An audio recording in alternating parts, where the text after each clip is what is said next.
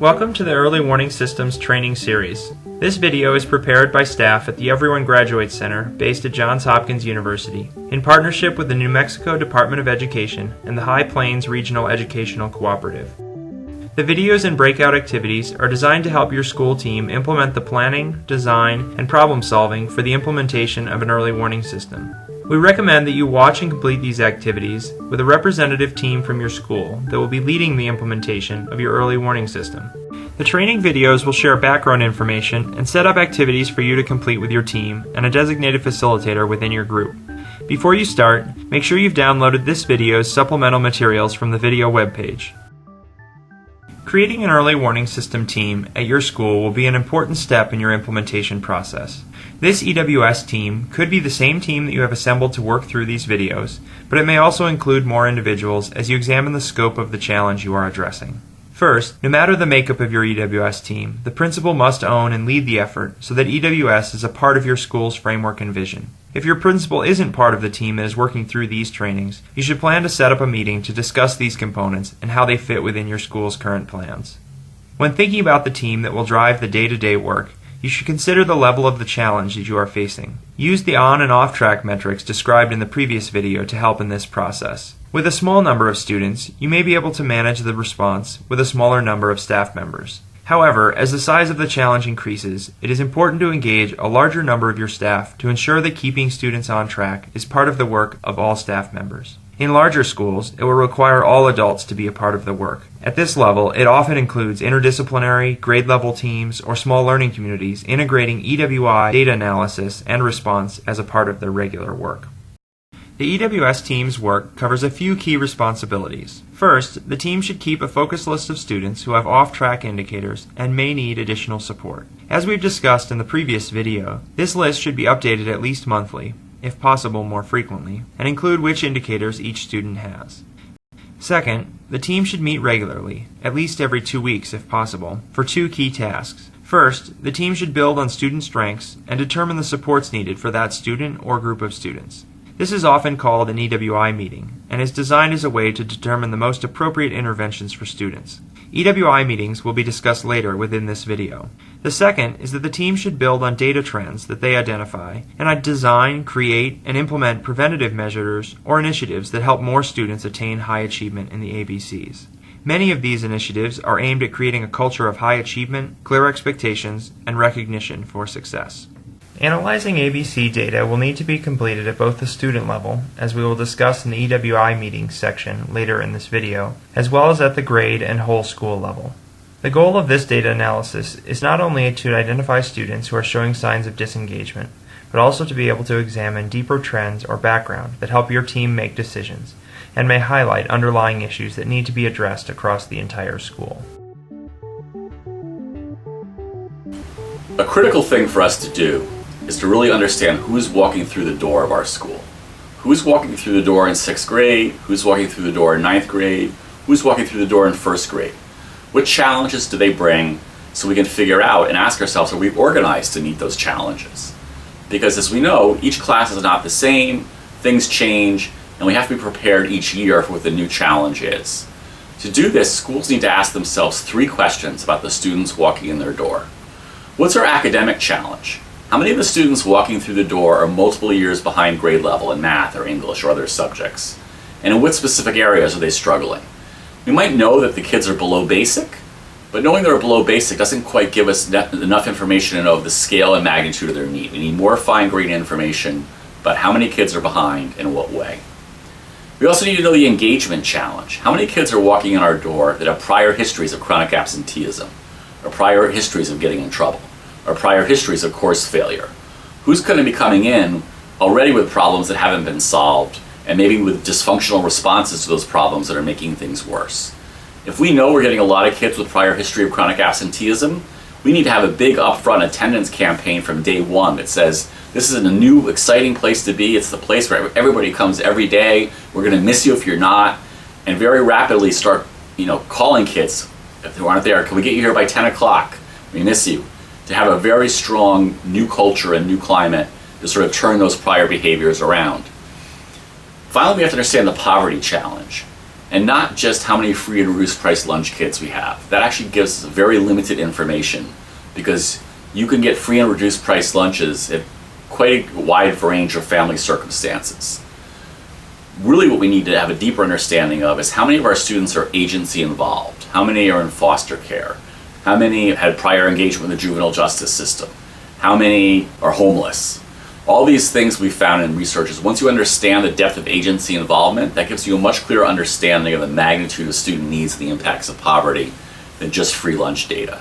And basically, if you're a school, for example, that serves a lot of foster care kids, you're going to need a very different parental engagement strategy than a school that has very few foster care kids. So if we know our challenges, the academic challenges, the engagement challenges, the poverty challenges, we're in a much better place to design our supports and our responses to that than just assuming what we've done forever is what's still what we need to do, or we just have one strategy and keep doing it year in, year out, and not recognizing that the circumstances of our community and our kids may have changed, our challenges may have changed and evolved, and we're not organized now to meet the reality we face. Now, let's pause the video for 3 to 5 minutes to discuss which of these challenges is most prevalent for your school.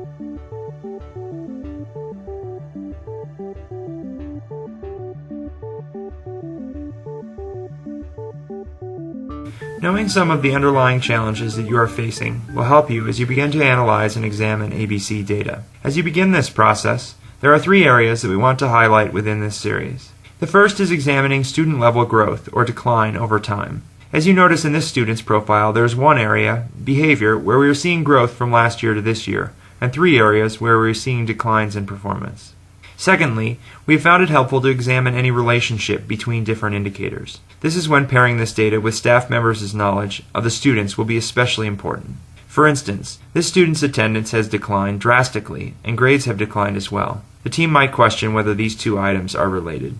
Lastly, there may be information that is not immediately visible on the ABC report. For the student whose data is showing, the ABC report is now paired with responses from a resiliency survey. If looking only at behavior and course performance, this student is looking very strong. But if you examine the attendance and the resiliency survey, you will notice that there are warning signs in a student's connections, their stress level, and their overall well-being. These may help the team identify earlier, as well as think differently about their response. Now, we're going to spend a few minutes examining sample data. Using the sample class data example in your viewer's guide, pause the video for 4 to 6 minutes and respond to these 2 questions. First, what patterns, trends, or other areas do you notice in the data you are examining? Second, if these were students in your school, how would you respond? What interventions, supports, initiatives, or activities would you use?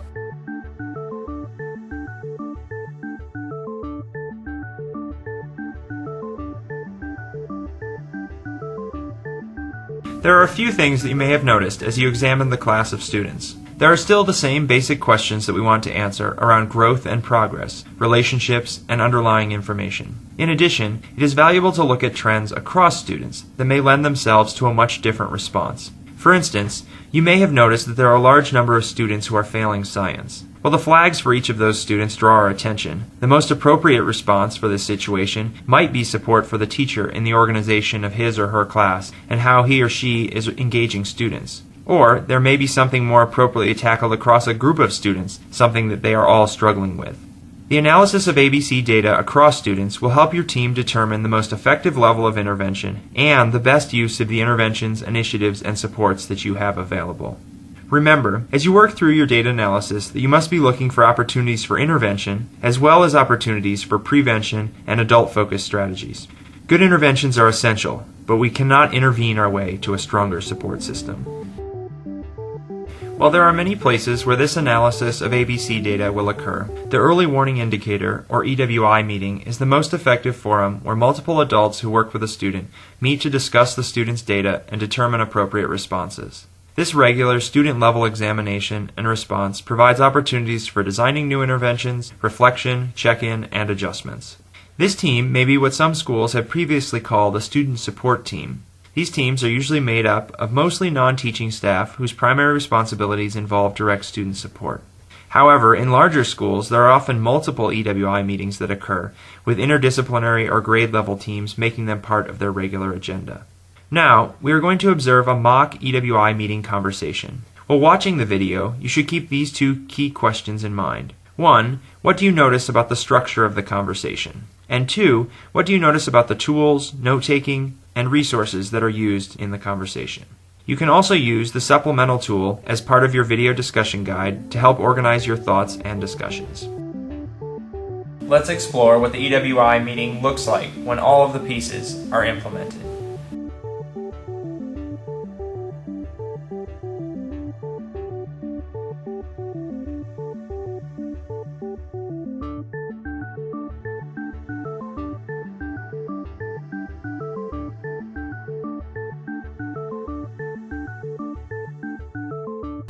Alright, so the next student we want to discuss is Adrian, and Adrian is actually flagged for 2 different indicators. The first one is for behavior, has four behavior referrals during the month of September, and also was suspended yesterday. The second indicator is currently getting an F in English Language Arts. So those are the 2 indicators of why we're discussing, and then I'll share the rest of the data profile as you can see on the board. So doing fine in attendance, no days absent so far this year, pretty good attendance last year. Behavior did not seem to be an issue last year, only 2 referrals for the full school year. In course performance, had an A at the end of last year in math, getting a high B so far this year, and was basic on the state assessment. In ELA, like I mentioned, getting an F at a 53% in ELA so far this year, and had a C at the end of last year and basic in ELA for the state assessment as well. So again, we'll start with updates for Adrian. Let's start with social studies again. So Adrian, she is a stellar student in my class. I don't have any problems out of her. She has excellent behavior in my class, and she's really interested in geography, working with math. So I guess she kind of found her niche in my class. But she's actually one of my better students. How about ELA? ELA is a problem. That's where she's failing so far, although she's attempting to complete the work, and her attendance really isn't bad. Her attendance isn't where her problems lie. She attempts the assignments but hands in incomplete work. She seems to be having difficulty with material. I've asked her to come back for coach class, but so far in the last 4 weeks she hasn't come back at all. I think there may be some things that I could work with her individually on that there really isn't time for in class, and she's not forthcoming. She won't come up to the desk with a problem, I think because there are other people in the room. But she also won't come after school, which I would think would be a good opportunity for her to look at her work and in a more honest way. And math? So in math, it's kind of interesting. She's pretty smart in math, and that might be a little dilemma because I think she's trying to rely on her skills from middle school, because she's not really paying much attention, and she's kind of distracting in class. She gets it quickly and wants to finish her assignment quickly, but doesn't really want to engage in the lesson or the topics and the discussions we have. She just wants to wrap it up and move on. So I made a phone call home about that and talked to the mom, and the mom said, yeah, she's pretty excited about different things in high school. She's just, there's just a different thing going on there. She's not as tuned to school as much, and she seems, at least from my discussion with her, mom's noticed a similar thing. All right, other updates for Adrian? I got a note from the vice principal yesterday that there was some issue at lunch, but I didn't have an opportunity to talk with her before whatever this was ended in the suspension. My hope is to catch her and the parent when they come in for this reentry conference after the suspension and see kind of what's going on. Anything else for No, I've just noticed that she's been struggling in the LA, and so I just know that I need to make a better effort to work with her assignments, because it does seem apparent that she needs that extra attention home for her assignments, and if she's not coming back for coach class, then at least I can help her out during class.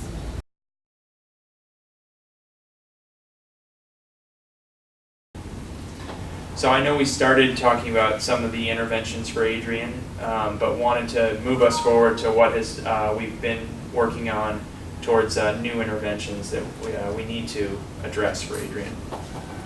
So Adrian works really well in my class, and I think one of the reasons why she works really well in my class is because she likes working with projects. So what I was thinking is that maybe we all could get together and come up with some type of an interdisciplinary project that she can be really involved with, because she likes doing a lot of research on the computer, and she likes actually designing things so that there's an end product. So that might be a good idea. That might actually work for her.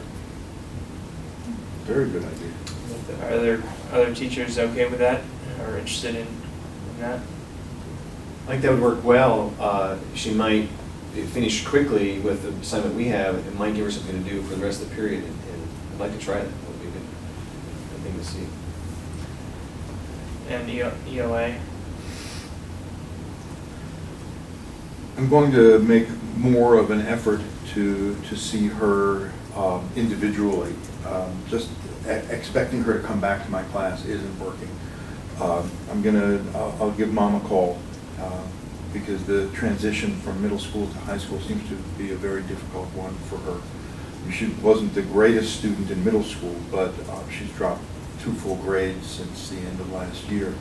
And it may just be the material, because she's evidently doing well in other classes, but there may be other things involved also. There may be some kids in her 9th grade English class that aren't in her math class or her history class that are where, so the issues may not be just not finishing the work, because she does try to do the work, she's just, her mind seems to be somewhere else. So just back on the interdisciplinary project, does someone want to be a point person for that, or can someone be kind of a point person to pull all the teachers from our team together for that? Yeah, sure. Since it was my idea, I'll do it. Okay. So we can put you down for that, Mr. Rhodes. Okay, so we have a couple of things. Mr. Schwab is going to check in with Mom. Mr. Rhodes is kind of head up that interdisciplinary project among all of the teachers. Anything else that we need to do? I'm going to process with the student when she comes back from suspension. I need to check with the vice principal to see when she's due back. I know that's typically like a 3-day suspension. So let me check and see when she's coming back, and I'll try to sit in on the readmit conference and then process with the student to kind of see what this conflict is with her and Sarah.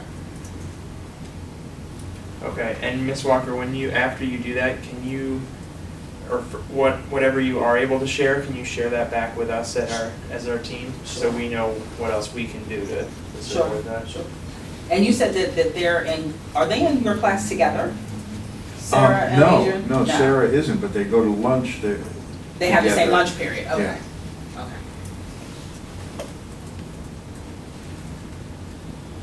Okay, so just quickly to review, Mr. Rhodes is going to kind of take the lead on the interdisciplinary project and touch base with all the teachers as part of our team.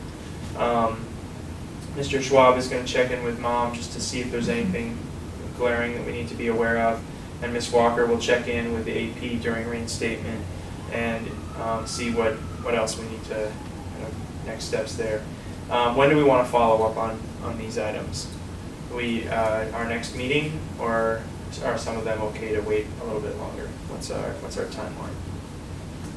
I think we should wait a little bit longer for this, well, at least for the interdisciplinary project, because it is going to take some time to kind of develop it and then to get it started. Okay. I could at least provide the team an update in regards to the readmit conference and the processing in regards to her personal issues with Sarah. I can follow up with the team the next time we meet.